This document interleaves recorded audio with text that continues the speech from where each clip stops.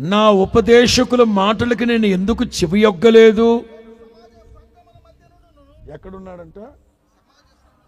సంఘస్థుడే, మంచి సంఘస్థుడే, విశ్వాసే, సమాజ సంఘముల మధ్య ఉండినను ప్రతి విధమైన దౌష్ట్యమునకు లోబడుడు కొంచెమే ఎడమాయను. చాలు.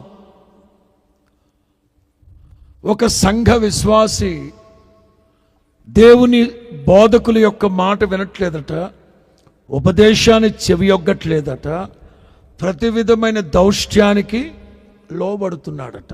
తలల పైకెత్తి నా మాటలు ఆలకించ. ప్రతి విశ్వాసి, ప్రతి ఆత్మీయుడు స్థిరపడాలి. మొదటగా చెప్తున్నాను కదా, ప్రవర్తన స్థిరపడాలి.